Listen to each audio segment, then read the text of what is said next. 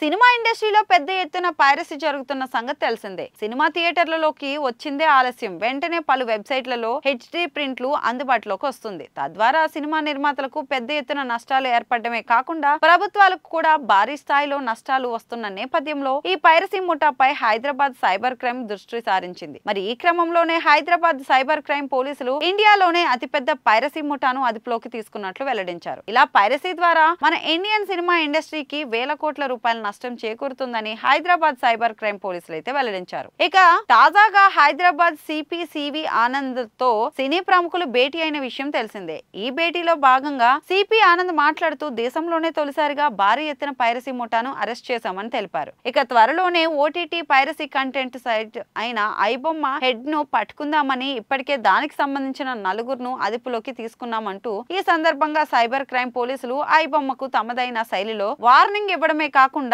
ఐబొమ్మపై పూర్తి స్థాయిలో దృష్టి సారించారని వెల్లడించారు. ఇక ఈ విషయంలో భాగంగా పలువురు సినిమా ఇండస్ట్రీకి చెందిన సెలబ్రిటీలు సైబర్ క్రైమ్ పోలీస్ ఆనంద్ గారితో భేటీ అయిన సంగతి తెలిసిందే. ఈ విషయాన్ని కూడా ఆయన అధికారికంగా సోషల్ మీడియా వేదికగా తెలిపారు. తెలుగు సినిమా పరిశ్రమకు చెందిన హీరోలు, నిర్మాతలు, దర్శకులు, డిజిటల్ మూవీల కంపెనీ ప్రతినిధులను సినిమా పైరసీ గ్యాంగులను అరెస్ట్ చేసిన విషయం మరియు పైరసీ జరుగుతున్న తీరును వివరించడానికి వీరందరినీ ఒక సమావేశానికి ఆహ్వానించి ప్రెజెంటేషన్ ద్వారా అన్ని వివరాలు తెలియజేశాం. ఇక ఒక సినిమా థియేటర్లలో విడుదలకు ముందే హెచ్డి ప్రింట్ ఎలా బయటకు వస్తుందనే విషయాన్ని తెలుసుకుని వారందరూ ఆశ్చర్యపోయారని తెలిపారు. ఇక భవిష్యత్తులో వారందరూ ఎలాంటి విధమైన బెట్టింగ్ యాప్స్ ప్రమోట్ చేయమని ఏకగ్రీవ నిర్ణయం తీసుకున్నారు. ఎందుకంటే ఈ పైరసీ అనేది బెట్టింగ్ యాప్స్ నిర్వాహకులే హ్యాకర్లకు, ఫైడర్లకు డబ్బులు చెల్లిస్తున్నారనే విషయం సినిమా సెలబ్రిటీలకు ఇప్పటి వరకు తెలియదని ఆనంద్ పేర్కొన్నారు. ఇక డిజిటల్ మీడియా కంపెనీలు తమ సైబర్ సెక్యూరిటీ ఎంత తక్కువగా ఉందో గ్రహించి సర్వర్ల రక్షణ కోసం మరింత వ్యయం ఖర్చు చేస్తామని హామీ ఇచ్చారు. ఇక ఈ భేటీలో భాగంగా వెంకటేష్, నాగార్జున, చిరంజీవి, దిల్ రాజు, నాని, రామ్ పోతినేని వంటి తదితరులు పాల్గొన్నారు. ఏది ఏమైనా పైరసీ విషయంలో సైబర్ క్రైమ్ పోలీసులు చాలా సీరియస్ గా ఉండడమే కాకుండా ప్రత్యేకంగా ఐబొమ్మపై దృష్టి సారిస్తామనే విషయాన్ని తెలియజేయడంతో త్వరలోనే ఐబొమ్మకు కూడా భారీగా మూడినట్లు ఉందని స్పష్టమవుతోంది.